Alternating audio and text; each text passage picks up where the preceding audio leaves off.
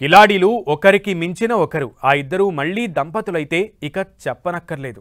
అయితే ఈ మాట గట్టిగా అన్నామంటే మీడియా ట్రయల్ మాకు అవసరం లేదు, మేం పట్టించుకోం, కేసులు పెడతాం అన్నా అనగల సమర్థులు అనేటువంటి పరిస్థితి. శిల్పా శెట్టి రాజ్ కుంద్రా కపుల్ గురించే ఈ ఇంట్రో అంతా కూడా. 7 ఏళ్ల నాటి ఓ బిట్కాయిన్ స్కామ్లో ఎన్ఫోర్స్మెంట్ డైరెక్టరేట్ తాజాగా ఛార్జ్షీట్ వేధించింది. అందులో శిల్పా శెట్టి భర్త రాజ్ కుంద్రాపై తీవ్రమైన అభియోగాలు మోపింది. దీంతో అసలు ఈ కపుల్ కహానీ మరోసారి చర్చకు వస్తోంది.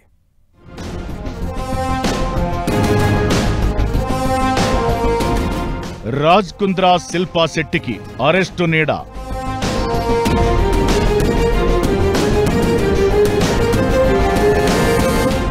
క్రిప్టో స్కామ్లో ఈడీ ఛార్జ్ షీట్. 285 బిట్కాయిన్లు కలిగి ఉన్నట్లుగా నిర్ధారణ.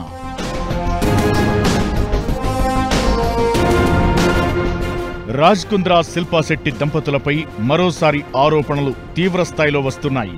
సాక్షాత్తు ఎన్ఫోర్స్మెంట్ డైరెక్టరేటే 2018 నాటి కేసులో రాజ్ కుంద్రాపై అభియోగం చేసింది. ఇల్లీగల్ గా లాభాలు తెప్పిస్తామని జనాలను మోసం చేసిన ఆనాటి కేసులో తనకి 285 బిట్కాయిన్లు వచ్చి పడ్డాయని, అప్పట్నుంచి వాటి వివరాలు చెప్పడం లేదని ఛార్జ్షీట్ ఫైల్ చేసింది. దీంతో మరోసారి శిల్పా శెట్టి దంపతుల వ్యవహారం చర్చకు వస్తోంది. అమిత్ భరద్వాజ్ అనే వ్యక్తి గెయిన్ బిట్కాయిన్ అనే సంస్థని పెట్టి ఇన్వెస్ట్మెంట్ పేరుతో జనాలను ఆకర్షించాడు.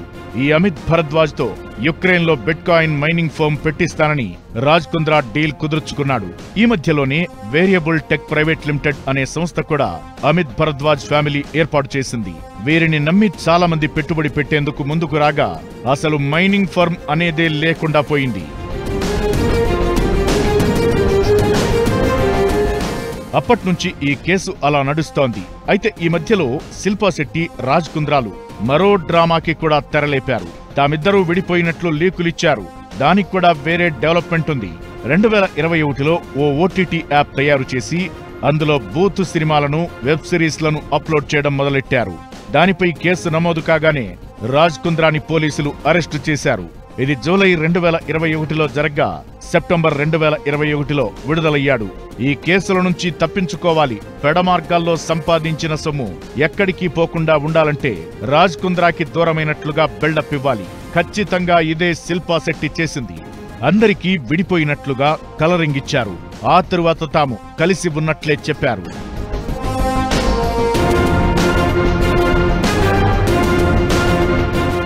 అయితే ఇప్పుడు తాజాగా ఈ ఏడాది ఆగస్టులో ఓ వ్యాపారవేత్తని ఇన్వెస్ట్మెంట్ కమ్ లోన్ డీల్లో ఇన్వాల్వ్ చేసి 60 కోట్ల రూపాయలు కాజేశారని ఈ శిల్పా శెట్టి రాజ్ కుంద్రా దంపతులపై కేసు నమోదైంది.